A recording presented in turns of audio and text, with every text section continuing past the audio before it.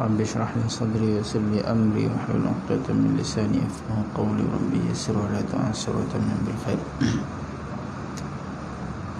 قال المصنف رحمه الله تعالى ونفعنا به وبعلومه في الدارين آمين.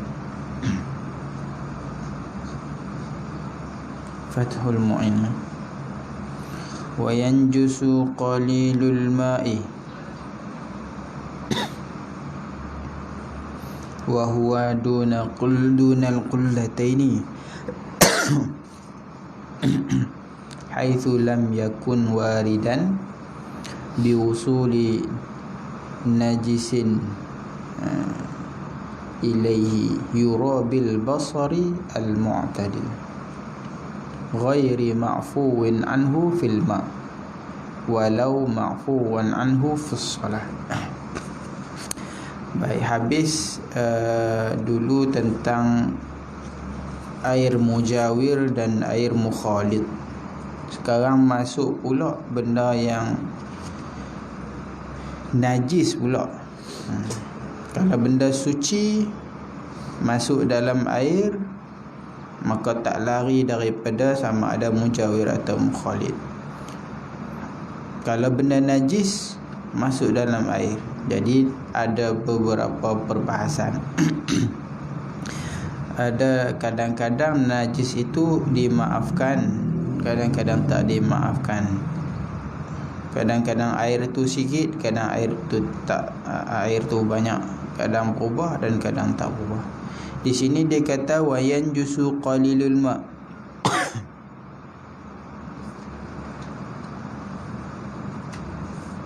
Dan najislah oleh sedikit air. Maksud sedikit air wa huwa dunal qullatain, iaitu kurang dari 2 kolah. Haitsu lam yakun waridan, sekira-kira air tadi tidak adalah ia waridan.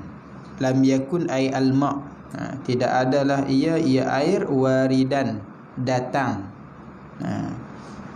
Kita dah maklum air ada ketika dia datang, ada ketika dia didatangi, kan?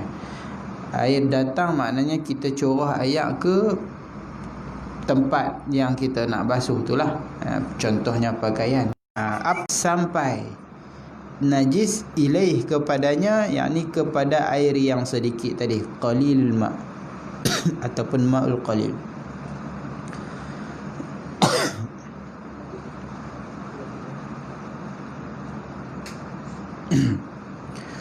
Najis tu pula okey.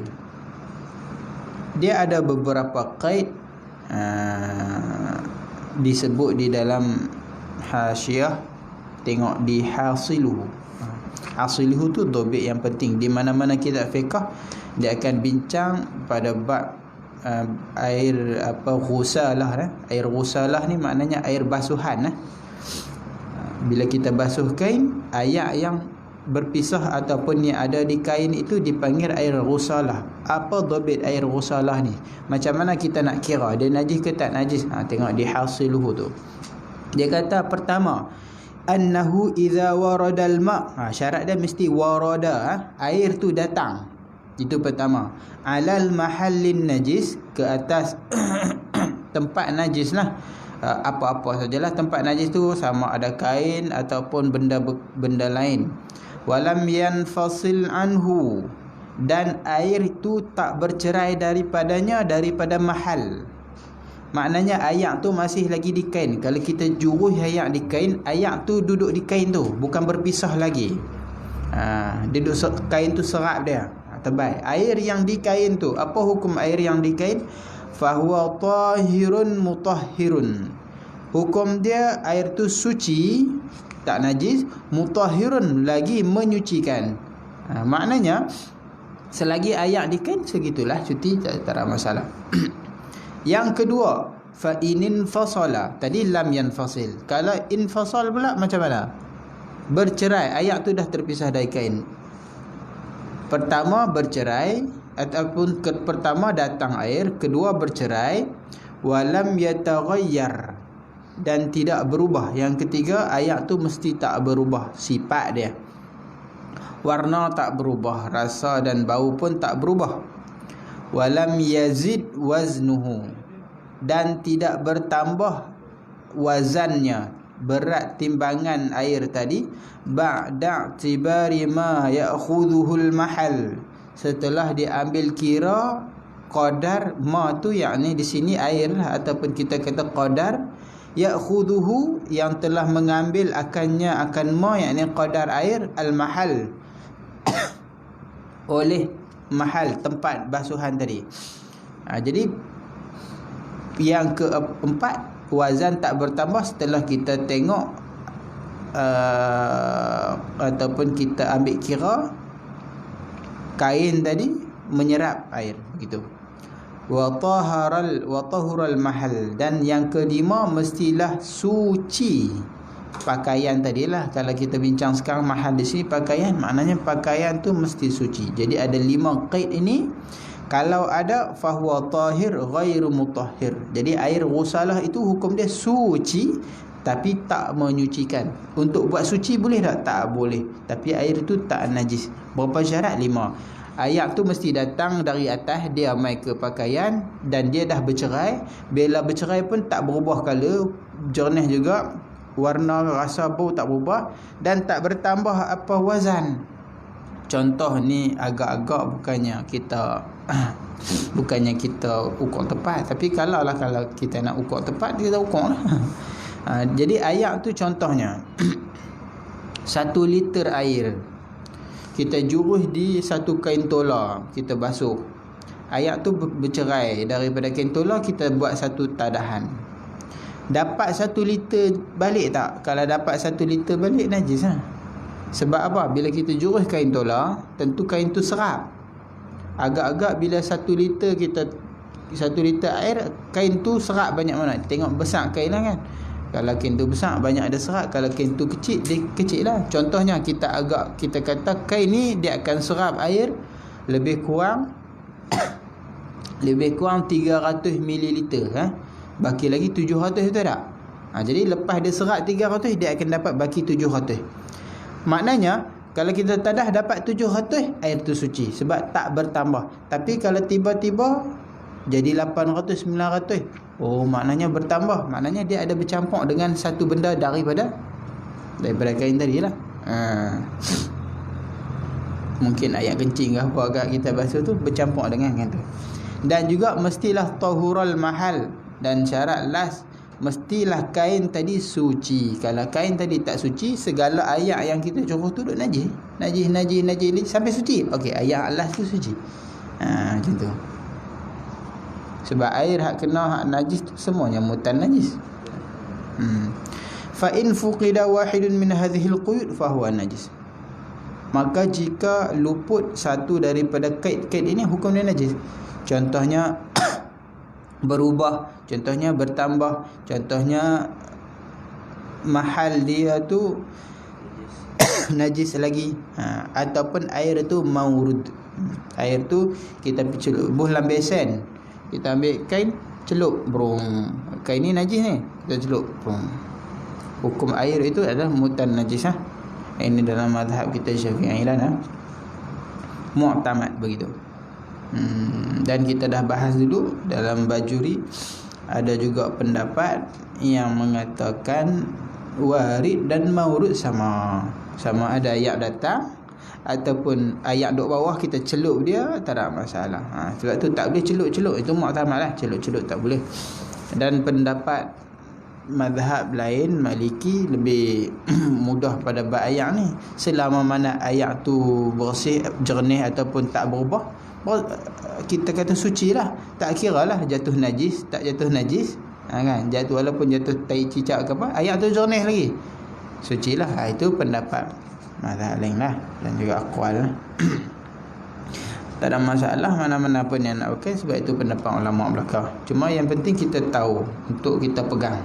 Kalau tak tahu tak boleh. Kalau tahu tak ada masalah. Jadi apabila air sikit jatuh najis, maka hukum air itu najis. Dia kata biwusuli najis ilaih, biwusuli najisin ilaih, dengan sampainya najis kepadanya, kepada air. Syarat dia sampailah. Kalau air tu najis duduk sebelah aja, tu tak kira walaupun berubah, ya. Contohlah ada bangkai tikui duduk sebelah secawan air, oleh kerana lama sangat bau, sebab bangkai ataupun dia duduk tepi sampah, air tu berbau, tapi bukan kena najis pun, tu tak apa. Dia berubah tu bukan dengan najis sampai kepada dia, hanya bau saja, tak ada masalah. Dan juga najis tu mesti yura bil basaril mu'tadil, mesti dilihat dengan mata yang pertengahan. Kalau najis yang tak dapat ditengok, itu tak apa. Contohnya apa? Contohnya najis yang ada pada kaki lalat. Lalat urung najis, dia pergi tenggek, kita nampak dengan mata kita lalat tu, dia pergi duduk atas najis, terbang nampak, dia pergi jatuh dalam ayak kita, lepas tu dia terbang balik, kita buang, tak ada nampak apa pun, tak apa. Sebab apa? Sebab dia mata mu'tadil kita tak nampak, najis tu terlalu halus dan kita tak nampak, itu tak dianggap. Itu hanya zanni saja, zon saja, ada najis, boleh jadi tak lekat pun najis kat kaki dia. Yang kita tak nampak tak kiralah. Adapun yang kita nampak, tu kiralah. Dia bukan kira mata orang rabun lah. Dia kata aku tak nampak pun, tu mata hang tak, ni mata yang mu'tadil, pertengahan. Orang rata-rata kalau tengok dia kata nampak tu najis, maka menajiskan air. Dia tak kira pula mata yang kuat, mata yang tajam. Contohnya mata, contohnya Zamani apa? Hazami. Contohnya Hazami kan, mata dia terang, kuat, sampai nampak perjalanan yang jauh tu pun dia boleh nampak lagi. Mata Superman kan, dia kuat nampak. Tu tak kira. Dia kata tu ada najis tu, dia layak jatuh najis. Orang pakat tengok, mana tak ada. Hampa tak nampak, aku mata kuat, cuba ambil teleskop tengok. Tapi di sisi dia tak juga. Dia kira pertengahan. Sama juga macam orang rabun tadi, tak kira hak dia, kira hak orang pertengahan. Dia tak nampak, tak kira orang pertengahan. Hak dia nampak, apa hang tak kira agak hang lain dia kira nampak. Sebab dia terlalu halus, dia terlalu kecil lah. Baik. Ghairi ma'fuin anhu fil ma', dan najis tu kait lagi yang tidak dimaafkan pada air. Jadi najis ada yang dimaaf pada air, tidak dimaafkan pada pakaian. Ada najis yang hanya dimaafkan pada pakaian, tidak pada air, begitu.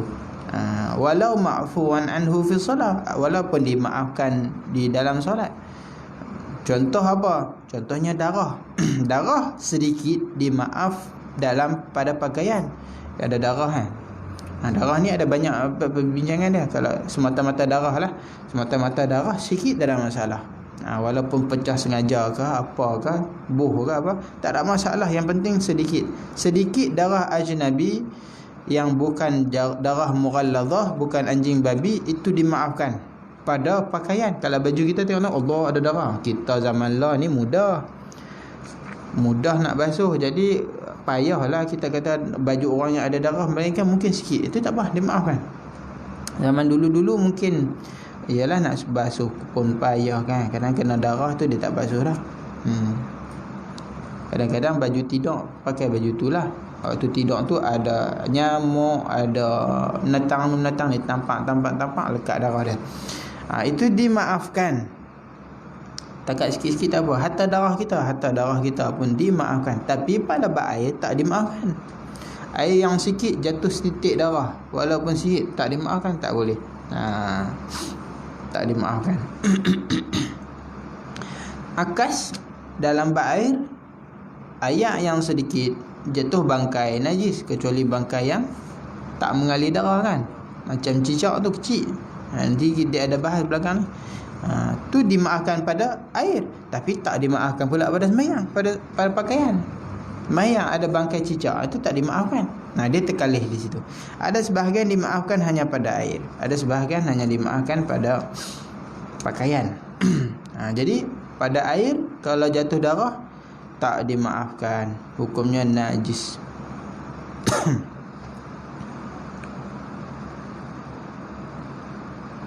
Ka ghairihi min ratbin wa ma'i'in, seperti lainnya. Ini tanzir orang panggil, ya, kita nak buat perbandingan juga, bandingan seperti dengan macam air juga. Ka ghairihi ka ghairil ma', macam tu juga selain air. Apa selain air? Cecair lah. Cecair. Min ratbin wa ma'i'in, daripada benda yang basah dan juga cecair. Ma' ni cecair. Kalau di dalam hasyiah itu dia ada bahas pada ratbin dan ma'i'in tu. Kita ambil satu pendapat sahajalah. Apa makna ratbin dan ma'i'in tu? Kalau kita terjemah benda basah dan benda cecair, seolah-olah dua benda berbeza. Benda basah ni apa contoh? Contohnya apa? Keju kan? Keju tu ketui keras dan dia mungkin ketika ada basah. Itu benda basah. Wa ma'i'in cecair, contohnya apa? Minyak. Selain dari air mutlak kita panggil cecair. Minyak, madu, apa, jus, itu semua dipanggil cecair. Benda yang cair selain air mutlak kita panggil cecair. Kopi, teh, cecair. Sirap, walaupun bahasa Melayu kita panggil air, tu ayak sirap, ayak kopi. Tak di sisi fiqh di sini, selain air mutlak, selain al-ma', al-ma' ni ayak kosong tu ni tu, selain itu kita panggil ma' cecair. Cecair pun begitu, cuma bezanya antara air dan cecair, cecair kita tak kaitkan dengan sedikit ataupun banyak. Air kita kaitkan dengan sikit. Maksudnya air sikit jatuh najis, hukumnya najis. Adapun bab cecair kita tak tambah sedikit. Cecair jatuh najis, terus najis walaupun banyak. Kita ada 2 kulah, 3 kulah, 4 kulah tumpak. Satu kolam air tu kita buat bancuh sirap nak jamu orang kan, kenduri ribu-ribu. Jatuh cicak sekok je, habis semua dalam pendapat mazhab kita mu'tamad lah. Walaupun besar. Tong gula ayak sirap gula tu kan. Ada cicak tak? Cicak tak. Cicak sebab tak mengalir darah. Contoh lain contoh apa? Jatuh darah. Jatuh darah ataupun jatuh tai cicak. Sekatanya kecil, tai cicak kecil. Najis semua hukumnya. Itu mu'tamad mazhab kita. Ratbin ni cuma apabila kita nak jadikan ratbin ni satu benda jamid bukan ma'i', akan ada sedikit masalah lah. Kata di dalam hajah, contoh kita nak kata keju yang beku. Dalam bab ni kita kata kalau jatuh najis dalam air cawan, habis semua najis kan. Kalau bab keju yang beku tu, keras tu, cuma ada basah-basah, jatuh najis, adakah semua je najis? Tak. Bahagian hak bertemu saja. Jadi buang itu saja. Jadi sama ada hukum? Tak sama. Jadi dalam hasyiah kata bermasalah kalau kita nak faham macam tu. Jadi yang lebih bagusnya kita faham dengan makna apa? Ratbin tu ataf ma'i' dengan ratbin tu dipanggil ataf tafsir. Ma'i' ni nak mentafsirkan saja ratbin, benda samalah maknanya. Itu ibarah lah. Faham daripada ibarah raud, kitab ar-raud. Di dalam ada sebut cerita semua tu. Habis.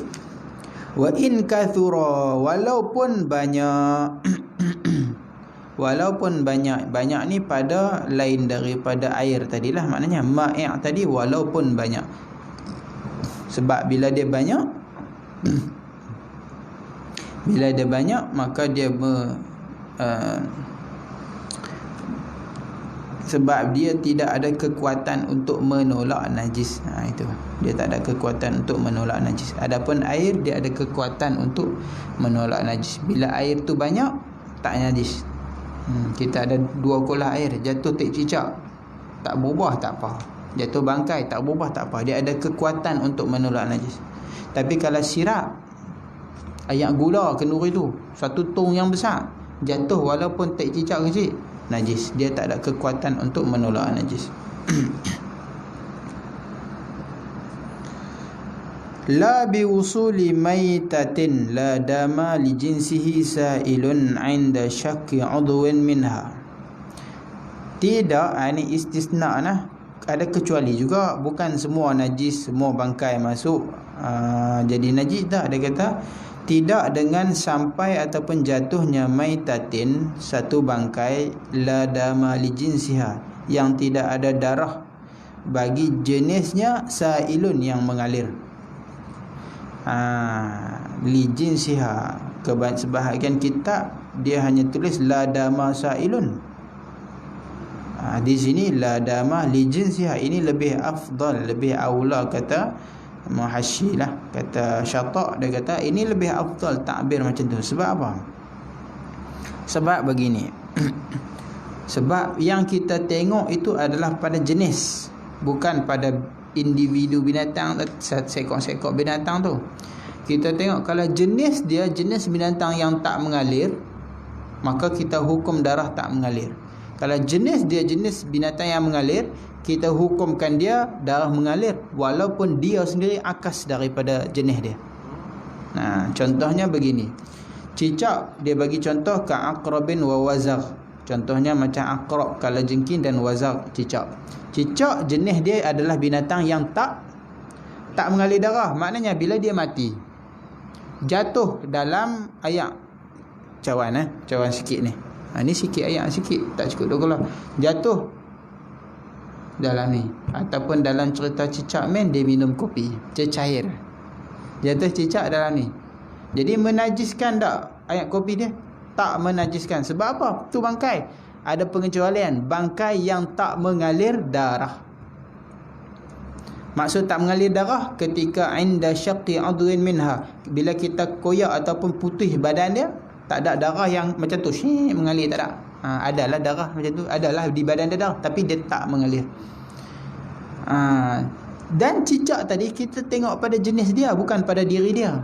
Maksudnya memang cicak darah tak mengalir kan jenis dia. Kalaulah tiba-tiba ada seekor cicak kat rumah kita ni, besar lengan kita ni. Besar lengan kita ni, agak-agak darah dia mengalir tak? Tentulah kan, kalau bunuh dia kita tahu confirm besar antara ni, besar tikus ke atas tu semua mengalir lah. Besar tapak tangan ni kan cicak duduk di Amazon punya. Besar.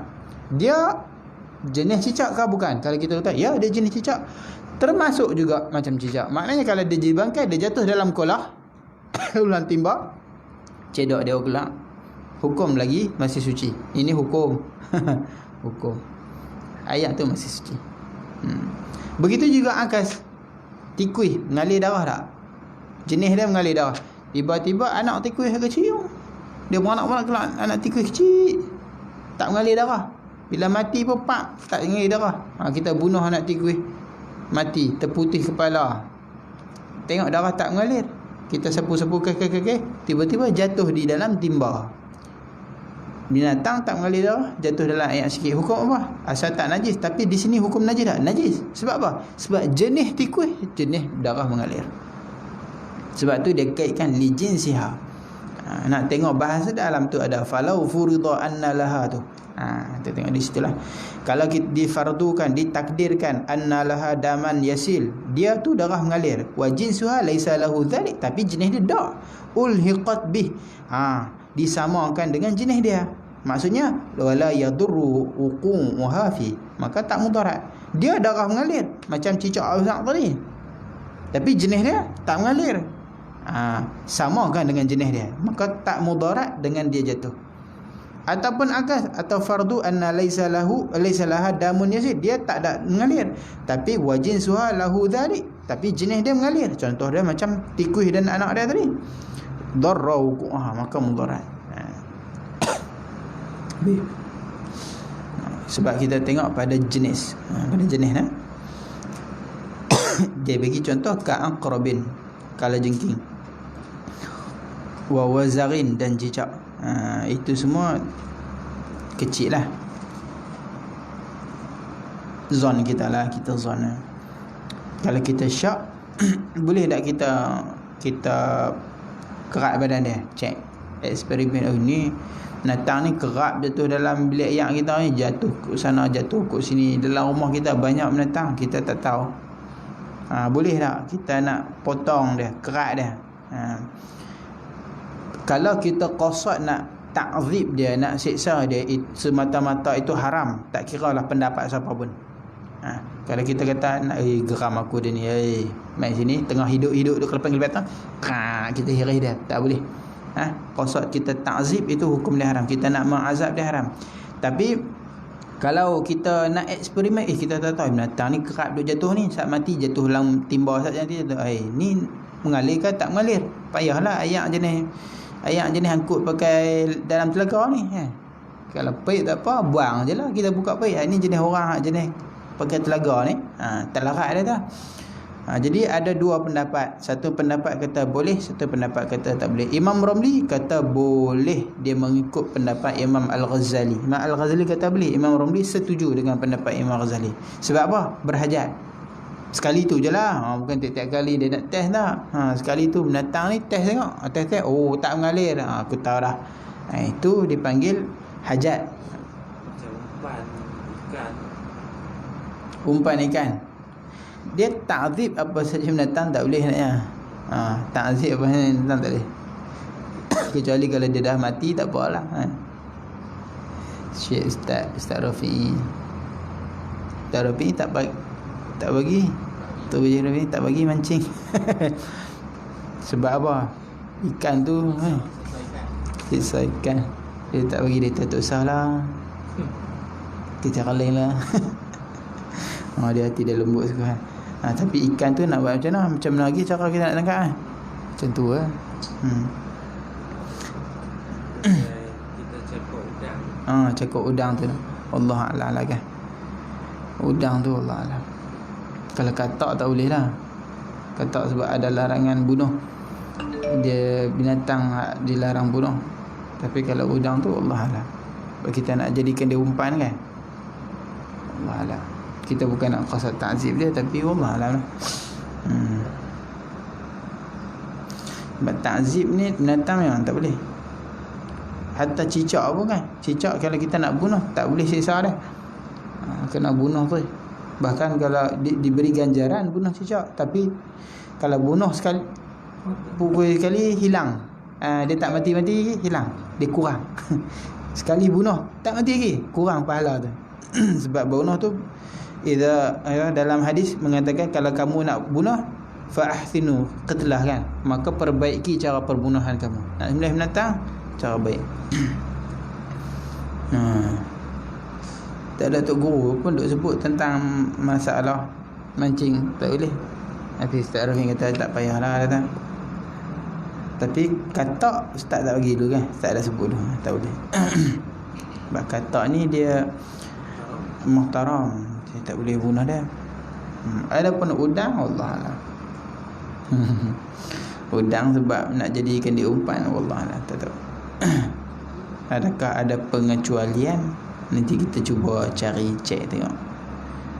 Sebab kalau kita jadi bangkai, dia tak mau kan. Dia tak mau, dia kena hidup. Bukan semua ikan yang mati. Adakah itu termasuk daripada hajat? Memang kita berhajat, hajat lah. Udang tak termasuk binatang muhtaram, memang kita boleh makan dia. Dan kita memang berhajat pun. Tapi itu bukan bunuh dia terus, itu ta'zib dia kan. Allah lah. Kita cuba cek, cuba cari tengoklah. Nampak zahir lagu ada macam ta'zib juga sikit. Cekok belakang dia tu sakit tu, dia tak mati. Tapi hajat juga tu. Lagu mana? Kita cuba cek. Pendapat yang kedua tak boleh. Pendapat yang kedua tak boleh. Syekh Ibn Hajar kata tak boleh. Dia mengikut pendapat Imam Haramain. Sebab apa? Sebab dia ada ta'zib. Habis tu nak hukum macam mana? Hukum tak mengalir darah. Binatang yang kita syak ni mengalir darah ke tak mengalir darah, nak cek tak payah. Syekh Ibn Hajar kata tak payah, hukumkan dia tak mengalir. Macam tu. Terus hukum letakkan dia binatang yang tak mengalir, maknanya tak memberi mudarat. Sebab apa? Sebab kaedah yang jelas, suatu benda yang yakin suci, kita tak hukumkan najis dengan benda yang syak. Kita yakin air suci, kita syak binatang tu menajiskan ataupun tidak, kita tak pakai syak. Sebab benda yang yakin suci, kita tak hukumkan najis dengan suatu yang kita syak. Habis nah, illa in taghayyara ma, wallahu alam.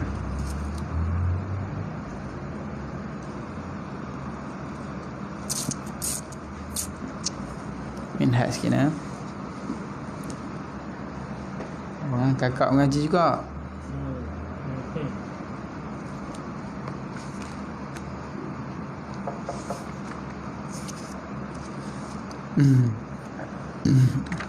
Minhajul Abidin muka surat 64.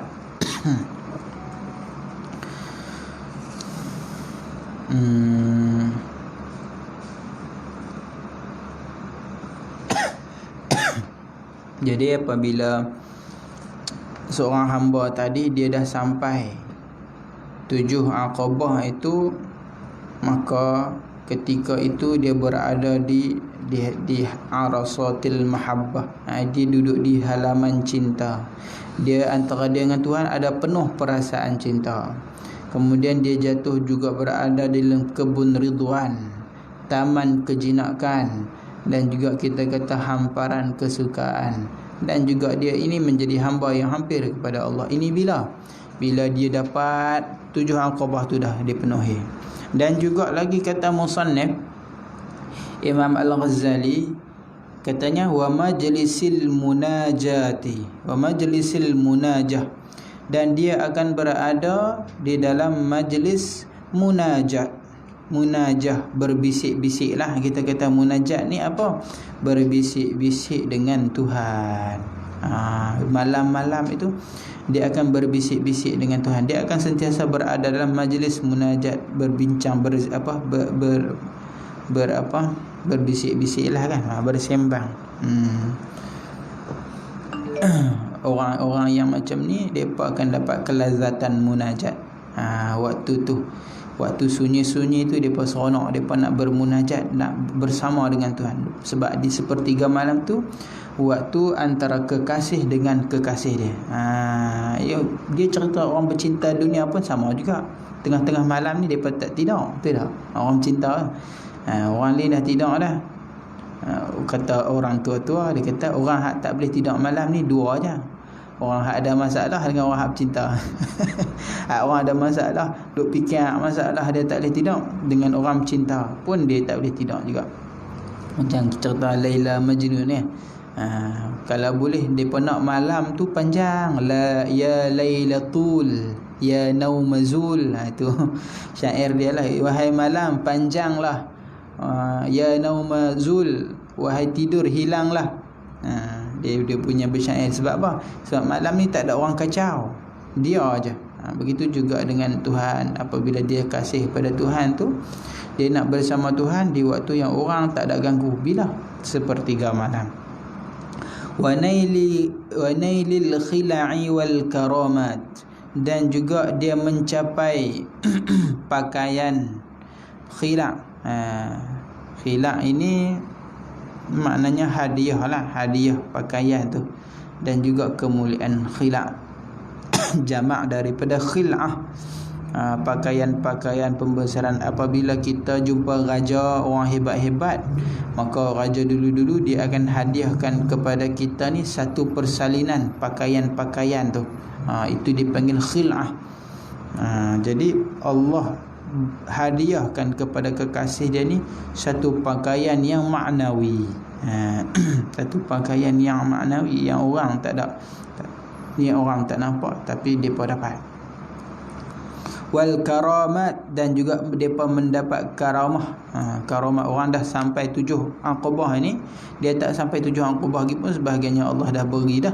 Tapi orang yang dah habis 7 Aqabah ni, dia akan dapat karamah, kemuliaan. Ini wajiblah kita kata. Seperti mana Nabi Allah bagi mukjizat, maka para wali Allah bagi karamat, kemuliaan-kemuliaan.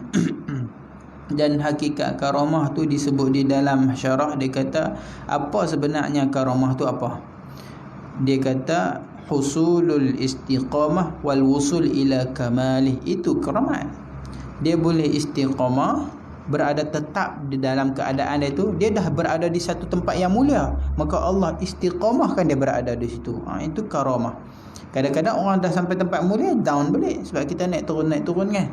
Macam Bal'am bin Ura kan, dia sampai tingkatan dahsyat anak muat terbang-terbang muka. Tapi walaupun kita kata dia ada karamah macam-macam, dia tengok langit pun nampak arah, tapi hakikat dia apa? Dia tak dapat kemuliaan yang sebenar hakikat. Sebab apa? Allah jatuhkan dia semula. Dia tidak ada istiqamah, tak dapat berterusan di tempat yang mulia tadi. Dan juga karamah hakikat ni maknanya dia sampai kepada kesempurnaan. Sempurnalah, habis dah lepas 7 Aqabah. Itu karamah. Istiqamah bayar.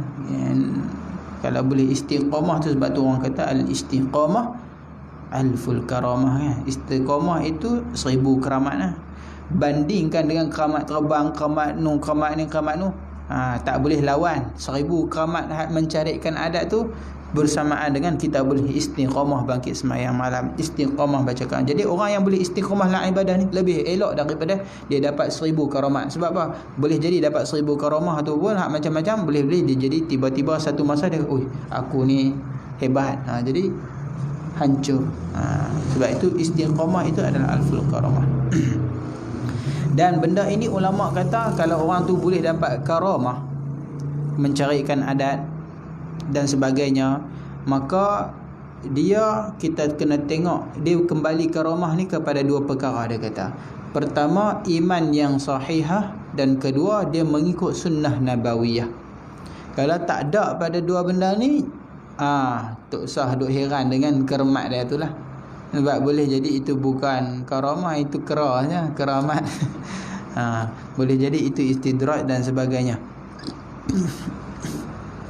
Dia ada buat benda yang pelik-pelik, tak mencarikan adat, tapi tengok tak jaga pun sunnah, tak jaga akidah pun, cakap pun melewang mata-mata ni.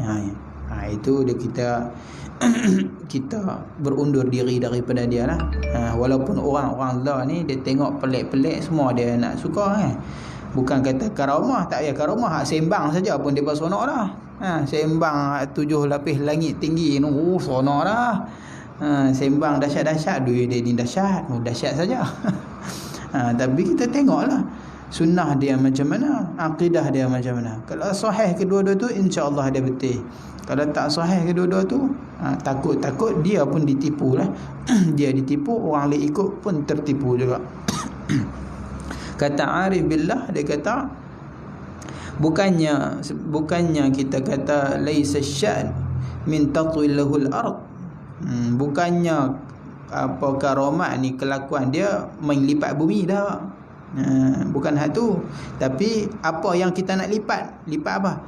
Lipat sifat-sifat hati dia tu. Hak tu karamat yang betul dia, kata Arifin, bukan main lipat bumi. Kemuliaan tu bukan ada situ. Dia boleh pergi Mekah satu malam, dia boleh pergi sana satu malam, bukan tengok situ. Tapi kita tengok dia boleh lipat hati dia tu. Hak dah jauh dengan Tuhan, lipat sampai rapat dengan Tuhan. Begitu kata orang Arifin. Bukan kita boleh dari sini boleh pergi lompat pergi tempat-tempat lain, tak tengok di situ. Tapi dia tengok macam mana dia lipat hati dia yang jauh daripada Tuhan, dia boleh menghampiri Tuhan. Tiba-tiba fa idzan huwa 'inda rabbih, kata tiba-tiba dia duduk depan Tuhan. Dia lipat hati dia. Itu karamah. Kata Abu Yazid, dia kata kalaulah ada seorang lelaki boleh menghamparkan tikar dia atas ayat, boleh mayang atas ayat, macam cerita Malik bin Dinar. Wali-wali ni banyak cerita macam tu. Dan juga boleh bersila atas angin. Wa tarabba' fil hawa, bersila atas angin. Orang bersila atas lantai, dia terbang bersila atas angin, mayang atas angin. Fala taghtarru, kata dia, hampa jangan tertipu. Tapi tengok macam mana kita dapati al-amru wan nahyu, al-amri wan nahi. Tengok macam mana perintah Allah dia buat ke tidak. Tengok bagaimana larangan Allah dia tinggal ke tidak. Bukan tengok dia boleh duduk atas angin, dia boleh jalan atas air dah. Bukan tengok kat situ, tapi tengok dia syariat dia jaga dah. Ini masalahnya kan. Kebanyakan sufi, dia mencemburu sufi tapi dia tak menjaga syariat. Itu masalah lah. Ditakuti. Kita bukan nak tuduh siapa, tapi ditakuti. Tapi alim dia Masya Allah, kita tahu dia ni daripada jalan yang elok, tapi kadang-kadang ada benda yang dia buat tak kena dari segi syarak, maka eloknya kita diamkan diri. Dia dengan ahli sufi ni kita kena beradab lah. Sebab mereka ni boleh tengok dalam hati kita. Bahkan mereka ni kekasih Allah. Takut-takut bila kita su'ul adab dengan mereka, Allah balakan kepada kita. Kita jangan kata oh dia ni kata sufi pasal buat macam tu. Kita tengok dah dia ni imannya sahih, sunnahnya dia ikut. Cuma ada 2-3 benda, itu serah pada Allah, antara dia dan antara Allah. Sebab ada benda yang dia dapat sesuatu yang kita tak dapat. Bukan dengan makna dia menyalahi syariat tak. Sebab syariat ni luas. Syariat ni ada khilaf banyak, ada pendapat banyak. Boleh jadi ada pendapat dia mungkin dia pakai pendapat mazhab ni, pendapat mazhab ni wallahualam. Sebab mereka ni apabila alim, kadang-kadang mereka, cara orang sufi ni, mereka meringankan orang awam. Jadi kadang-kadang tu kita tengok dia seolah-olah macam menyalahi syariat lah. Jadi kalau kita nak selamat, kita diam, kita tinggal. Kalau kita rasa macam tak puas hati, tak kena, kita diam dan kita tinggal. Macam tu saja. Kalau dia tak kena pun antara dia dengan Allah. Tapi kalau dia buat tu benda betul, takut kita ni dibalakan oleh Allah. Dan juga ada qil lagi katanya di dalam syarah, kata apabila dikatakan ada seorang lelaki ni dia satu malam je terbang pergi Mekah, maka kata dia, Abu Zaid kata apa? Dia kata tak ada masalah. Dia kata syaitan pun satu lahzah boleh pergi masyrik ke maghrib, sedangkan dia dilaknat oleh Allah. Nak heran apa dia boleh pergi Mekah satu malam? Syaitan tu masyrik maghrib sat je, selangkah je daripada timur pergi ke barat, padahal Allah laknat dia. Nak heran apa tentang benda yang mencarikan adat ni? Boleh berlaku pada semua orang. Bukan di situ tempat untuk kita melihat. Jadi lelaki tadi bila dah cecah 7 maqam ni, dia akan dapat karamah. Fahuwa yatana'amu fi hadhihi alhalat, maka dia ni bersedap-sedaplah pada kelakuan ini. Sebab dia tak mati lagi kan, dia duduk sedap-sedap, duduk tunggulah, bersedap-sedap di dunia. Wa yataqallabu fi tibiha, dan dia berbalik-balik ataupun suka seronok pada bauannya ataupun kebaikannya, kebaikan halat ini. Hadhil halat ayyama baqaihi, selama hari-hari yang tinggalnya, selama dia hidup. Wa baqiyata umrihi, dengan umurnya yang masih ada. Jadi orang sufi ni dia menghabisi hayat dia di dunia ini dengan dia menikmati pemberian Allah, lazat munajat, lazat ibadah. Tapi dalam masa yang sama, bisyakhsin fid dunya, dengan tubuh badan di dunia. Syakhs ni makna jismun, jisim, makna tubuh badan di dunia. Wa qalbin fil uqbah, dan hatinya ada di akhirat, sebab dia tak mati lagi. Buat apa? Yantazirul barid yauman fa yauman, sambil menunggu al-barid. Barid ni makna utusan, pesuruh. Maksudnya di sini adalah malaikat maut. Al-barid di sini maknanya malaikat maut.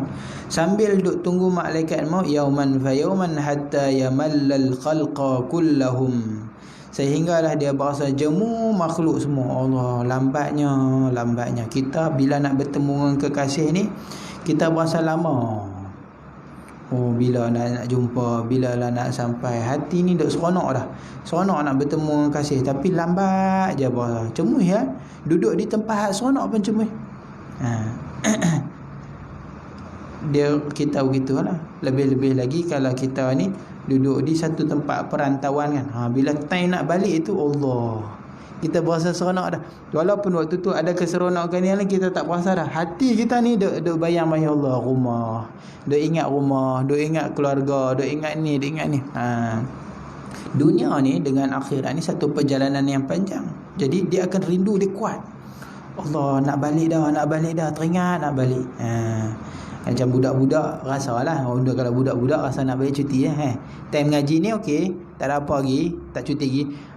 Nak seminggu lagi kita bagi cuti. Depa seronok lah. Tiap-tiap hari duk teringat lah.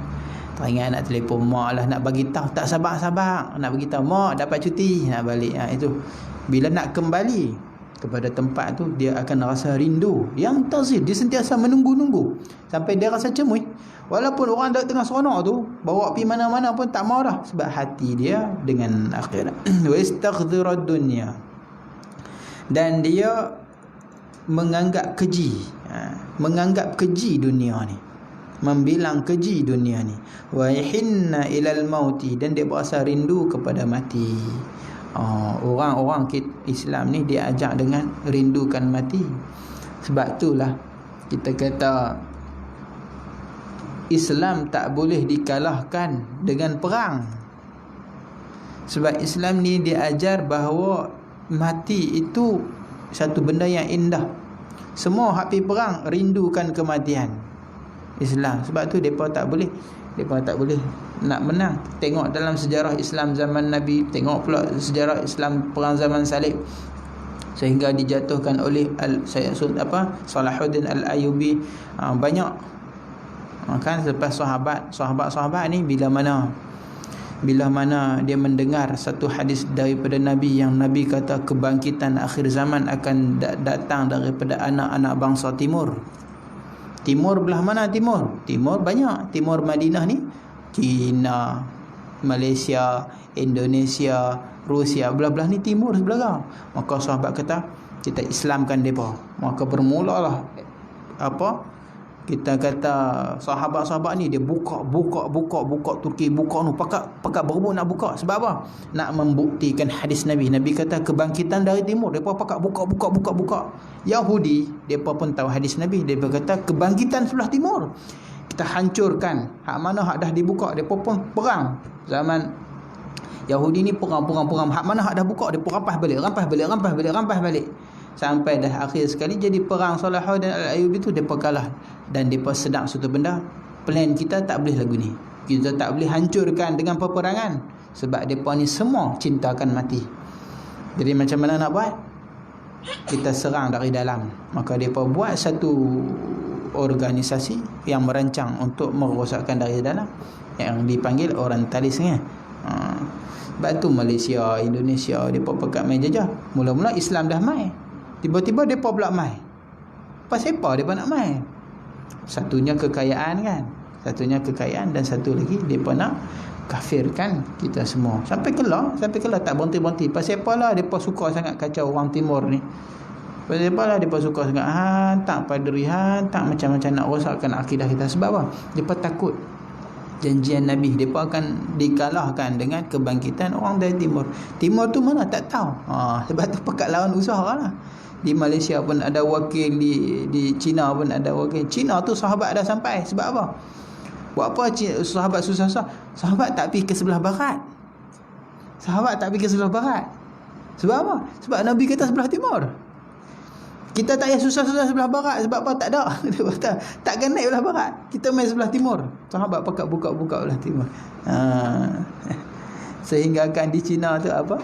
Abu Ayyub bukan Kubok dia Kubok dia tertulis. Saya pernah dengar satu ustaz yang pergi sana kan, dia ceramah. Dia kata tertulis di situ, dia kata kami takkan balik selagi mana tak Islamkan masyarakat Cina. Dia kata seorang sahabat, sama ada kami mati di sini atau depa Islam. Depa Islam boleh balik, tapi selagi mana depa mati. Maka kubur sahabat ni ada sebahagiannya di Cina. Masya-Allah, kuatnya sahabat kan. Dia percaya dengan hadis Nabi lah. Jadi orang-orang hak macam ni depa tak risau. Depa penat lelah di dunia ni tak usah sebab apa? Kehidupan depa bukan di dunia, kehidupan depa di akhirat. Mereka rindukan akhirat. Wa yastakmila syauqa, maka dan sempurnalah kerinduan ilal mala'il a'la, kepada satu malak, satu jamaah yang tinggi. Maksudnya di sini para malaikat. Di dalam ada sebut murad bihi al malaikah. Murad di sini adalah malaikat. Oh, dia rindu nak bersama dengan malaikat.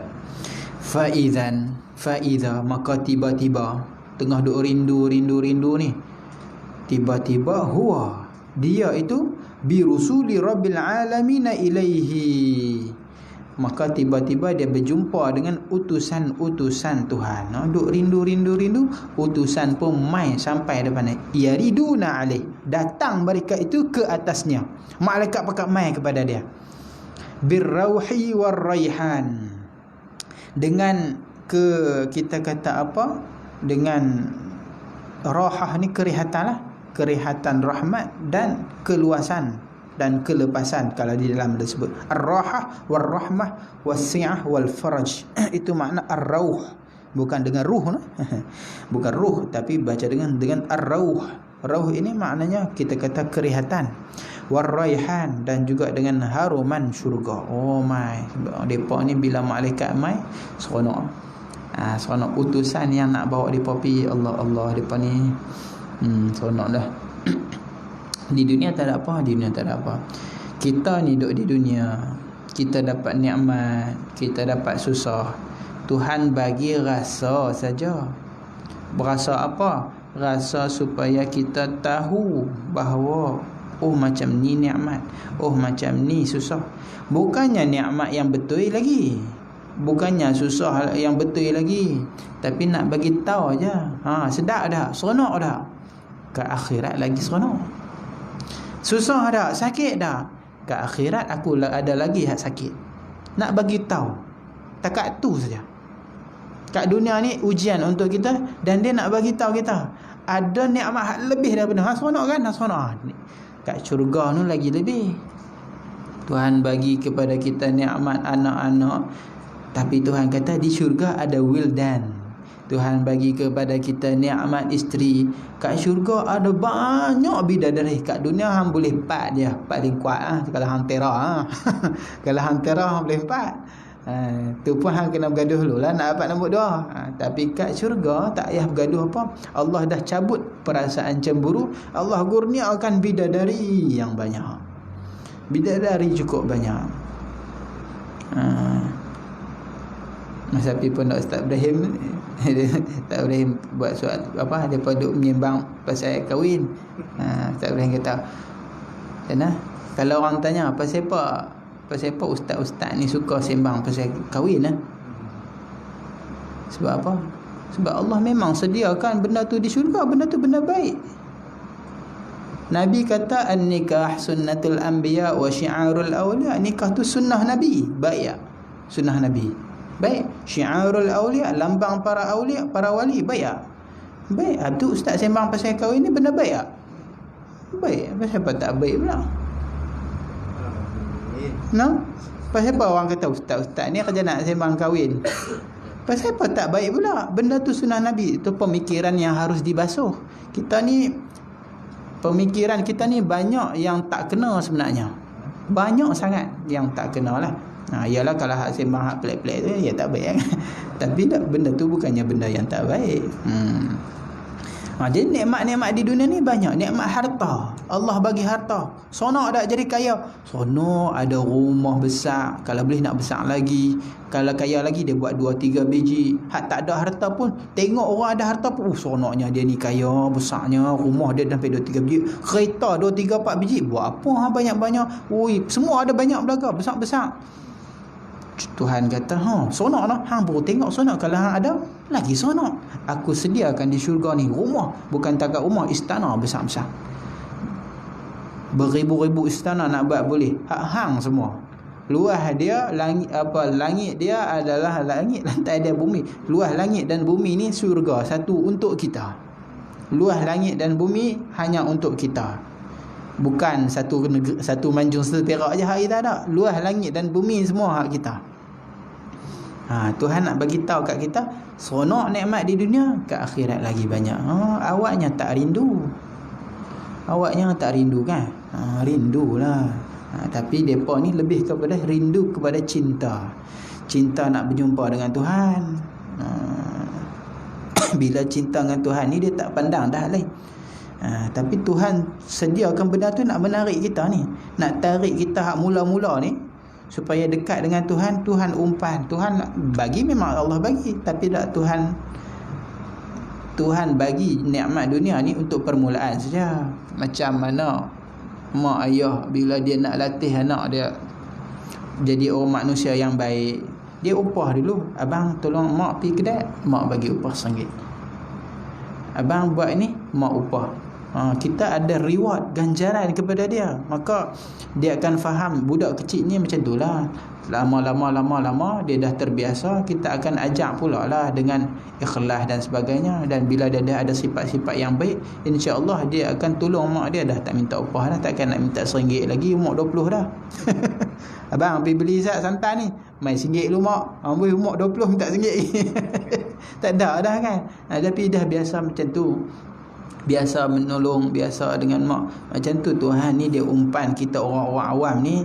Tapi memang Tuhan bagi, bukan umpan saja. Aku sediakan syurga, aku sediakan bidadari. Teringin tak? Teringin. Tu pun kita tak buat juga kan. Tu pun kita tak buat juga. Tapi bila dah lama, bila kita dah lazim nak ibadah, rajin-rajin, tiba-tiba istiqamah dengan ibadah, asalnya nak ke syurga dan sebagainya, Allah bagi rasa kesedapan dalam ibadah. Allah bagi rasa cinta dalam ibadah. Macam mana orang yang lepas maqam 7 tadi. Masa dulu dia nak naik maqam, dia tak sampai hak ni lagi. Dia tak dapat mahabbah, tak dapat karamah. Sampai satu masa dia berasa malas ibadah, sampai perlu diterghibkan dengan khauf dan raja. Harap nak syurga, nak ni, bidadari, istana, dia rasa seronok ibadah dia, maka semangat ibadah. Bila nak buat maksiat, letakkan pada dia khauf, nak tengok neraka, siksanya begini. Tiba-tiba ibadah dia ataupun tinggal maksiat dia kerana takut, bukan kerana Allah. Masih lagi di maqam tu, tak lepas lagi. Tapi bila lepas riak pun dah lepas, sampai 7 Aqabah, tiba-tiba dah hilang dah.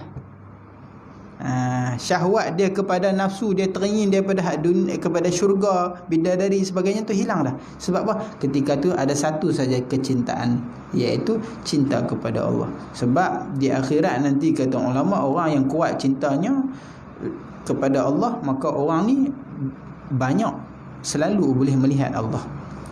Kita akan diberi satu nikmat yang agung, iaitu nikmat memandang zat Allah yang maha mulia. Ada orang boleh tengok selalu, ada orang boleh tengok kadang-kadang, ada yang diberi seminggu sekali, sebulan sekali, setiap hari. Berbeza dengan tahap ibadah, kecintaan dan iman masing-masing lah.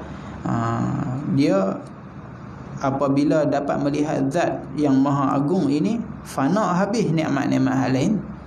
Mula duk tengah bersukaria dengan bidadarinya, dengan wildannya, makanannya, minumannya, tiba-tiba Allah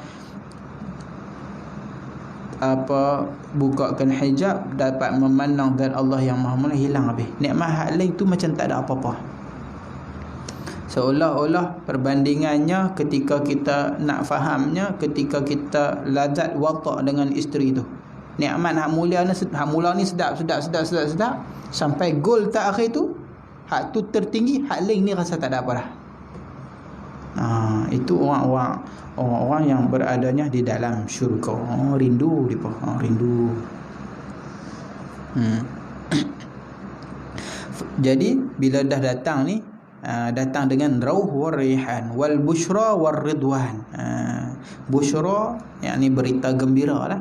Malaikat ni bila mai untuk orang-orang macam ni, mai tunjuk dah, buka. Orang bila nak mati ni, Allah bukakan hijab. Orang yang soleh dia akan nampak amalan dia soleh, maka dia tersenyum. Alhamdulillah, akhirnya aku sampai dah ke destinasi terakhir dia kata sampai dah. Maka malaikat buka, mana tempat engkau di dunia, di syurga nanti. Ni dia tempat dia di syurga, tempat sekian-sekian. Allah, dia seronoklah. Dia kata, oh aku dah sampai dah. Rasa lega dah. Habis dah beban-beban penat lelah tu hilang dah. Tak ada dah. Aku dah tak perlu lagi berpenat lelah di dunia. Seronok. Waridwan, dan juga dengan keridaan, min indi rabbi radin, daripada sisi Tuhan yang radin, yang redha, ghairi ghadban, yang tidak ada kemurkaan. Tuhan pun redha dengan dia. Macam mana kita nak tahu Tuhan redha kita ke tidak? Ada tanda dia. Di dalam disebut, kita boleh tahu bahawa Allah redha kita ni apabila hati kita redha kepada Tuhan. Diceritakan bahawa Sayyidina Musa AS pernah bertanya kepada Tuhan. Dia kata, Ilahi, wahai Tuhanku, tunjukkan kepadaku satu amalan yang apabila aku buat amalan tu, engkau akan redha daripada dia. Engkau akan, ada tak amalan yang kalau aku buat engkau akan jadi redha? Maka Tuhan kata, innaka la tutiq zalik, la tutiqu zalik, engkau tak akan mampu. Tak ada amalan engkau nak buat, nak sembahyang sakan-sakan, nak puasa sakan-sakan, zikir sakan-sakan, dahsyat-dahsyat sampai aku boleh redha dengan amalan tu, engkau takkan mampu. Takkan mampu. Iblis yang buat 80,000 tahun pun Allah tak redha lagi. Iblis 80,000 tahun ibadah tu, tak ada satu sejengkai pun di langit tempat dia sujud, semuanya dia sujud, tapi Tuhan tak redha lagi dengan dia. Engkau tak mampu wahai Musa. Maka Sayyidina Musa dengar tu, fakharra Musa sajidan mutadarrian, terus sujud ni, tadarruk sujud, rendah diri, takut rupa-rupanya aku minta benda yang salah. Tuhan kata, tak boleh. Tapi Tuhan ni sayang kepada para nabinya. Fa'auhallah ta'ala ilaihi ya bena Imran, wahai anak Imran, sesungguhnya inna ridaya fi ridaka biqadai, sesungguhnya redha aku itu di dalam keredaanmu dengan qada-qadaku. Hang redha dengan apa yang aku bagi, maka aku redha dengan hang. Itu bahasa mudah. Apa sahaja aku bagi, susah, senang, sempit, luas, kaya, miskin, sihat, sakit, semua yang aku bagi hang redha. Bila hang redha aku bagi, maka aku akan redha dengan hang. Itu kata kita Tuhan kepada Nabi Musa AS. Jadi orang yang dah sampai Makkah 7 ni dah lepas dah, maka dia, malaikat ni dia bawa datang berjumpa dengan dia ni dengan satu keridaan. Maka orang-orang macam ni yang senyum ni, orang-orang macam ni yang matinya berpeluh, di antara alamat husnul khatimah kan, matinya dah berpeluh, matinya muka tenang. Orang kafir tak ada yang mati tenang, tak ada yang mati matanya nampak syahdu meredup ataupun meleleh yang mata, tidak ada. Ada meleleh mata terbeliak tu ada. Terkejut sebab bila depa mati ni Allah buka hijab, kita semua Allah akan buka hijab. Kita semua akan tengok sepintas lalu, kita dapat melihat segala amalan kita daripada kita balik sampai kita nak mati tu, kita nampak semua, ya Allah buruknya amalanku, ya Allah baiknya amalanku, kita akan nampak hak mana baik buruk. Sebab itulah ada orang terbeliak mata sebab takut, ada orang yang mati dalam senyuman. Mudah-mudahan kita mati dalam husnul khatimah. Takut orang-orang soleh ni, dia takut dah tu. Dia takut mati dalam su'ul khatimah. Kita bukan tahu. Ada orang ahli ibadah tapi hujung jatuhnya su'ul khatimah. Ada orang yang tidak ahli ibadah tapi matinya husnul khatimah. Allah yang pilihlah. Takut Allah pilih kita hak sebaliknya. Okay. Doa jangan tinggallah. Allahumma khtim lana bihusnil khatimah wa la taqtim alaina bisu'il khatimah. Jangan lupa kan. Orang sufi ni hebat terang mana pun, dia duk takut ketak tu je. Jangan bagi mati su. Tu je. Jadi ketika mana datang malaikat itu maka mereka pun akan membawa pindah fayang qulunahu, maka mereka pun akan cabut nyawa, adalah memindahkan nyawa. Allah alam itu.